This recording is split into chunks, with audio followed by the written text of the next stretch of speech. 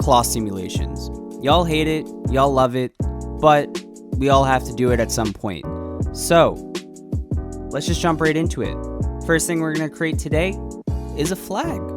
Alright, create a flag. Next, subdivide your plane. You already know how to do that. Don't ask me. Now, move your plane into position. Next, turn on cloth. Watch it fall. Fall into the deep nothingness. The infinite space.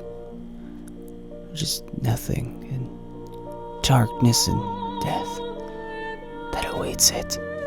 Create a vertex group. Go into edit mode, select 2 of the areas that you want to keep on the pole and assign them to the group.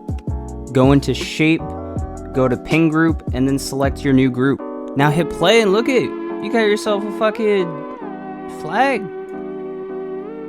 Now I'm just gonna adjust the shape of it, put it into more of a better position. Now in the cloth settings, go to collision, turn up the quality, and then turn on self collisions. Also adjust the distance to be a little bit smaller. Also turn on collisions on the pole itself. It's just a cylinder, don't ask questions. Now look it, we have it all set up, pretty much. Let's add some effects.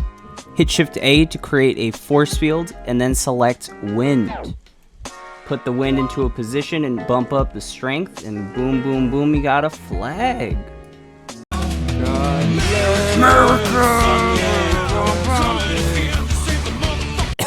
Ow. Repeat the previous steps, but this time on a cube. Hit play and it fall. It fall. Turn off gravity and it don't fall. Alright, so the main thing with pillows is that we're just going to turn on pressure in the cloth settings. Look at it go when you hit play and just mess with it. It do things. Now just play with the pressure until you get a good look, and then add a subdivision modifier. Apply the modifiers and just reshape it to be more like a pillow or a cushion. Whatever the fuck you're doing, it's the same thing. Now once you apply everything, go into sculpt mode and find the cloth brush. This is a really cool tool where it just makes everything that you essentially brush like regular sculpt tools, it makes it look like cloth. I don't really know how else to explain it. I mean, you can see it here, how it's doing its thing. Pretty plain and simple. It's really cool.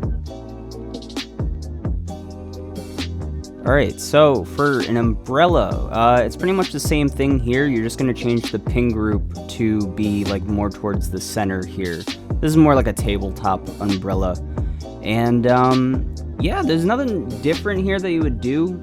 Maybe you even subdivide it even more. You could apply the cloth, add extra levels of subdivision so that way it looks way better, and also apply a solidify modifier, and this will just make it look 10 times cleaner, a little bit more thick like an actual umbrella, and then all that goes into it afterwards is just texturing it. But I'm not going to go into that much effort for a tutorial, so deal with it. Alright, now for the bed here, we're just going to model a bed, create a cloth sim for the blanket, use the Sculpt Tools cloth brush to actually add some details, because we're just going to apply the cloth sim on the blanket once it's in a settled position. Pillows, same exact way as last time, adjusted a little bit with the sculpt brush. Alright, here's the animation we're going to be working with. You can find things like this on Mixamo, which is where I got it, including the model. Didn't want to waste time.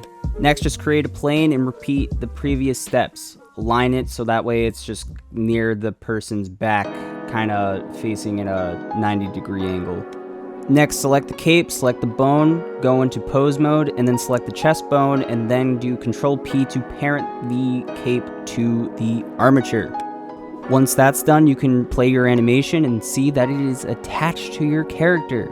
Now create a pin group and apply cloth. I did the same areas that I did the flag. It's actually pretty similar in theory. Once that's all done, you can start repositioning the cape to fit the character's position and like actually have it more attached to your character. Add some solidify, who knows what you want to do here. Add effectors like wind or whatever, and you got some crazy shit. Now this is the result you'll get from doing this. Pretty plain and simple, you know. This is what we made. Now, the cool version. Alright, and that is the end of the tutorial. I really hope you guys enjoyed this one. It was a little different. I couldn't record myself this time because my camera battery dead, and I didn't want to charge it. But if you guys prefer these kinds of tutorials, let me know. I'm still experimenting with the format of these videos, so I'm kind of relying on people's opinions here. But this was a lot easier for me to do, to be honest. Just recording it and putting it straight on. Setting up the camera is a bit of a hassle, so I do kind of hope you guys enjoy these ones a little bit more, I'm not gonna lie. But yeah, I'll probably save recording myself for more concept-based videos, because you'll actually be getting one this Friday or Monday. I haven't really planned it out yet because I still have to edit it, but it is about AI and how we can use it in our 3D workflow. So get ready for that, because that is going to be the next video. And yeah, start of July, there's going to be a new animation. I don't want to spoil anything, but it involves Neon Genesis Evangelion, and that is all I'm going to say. Anyways, hope you enjoyed. Like, favorite, subscribe.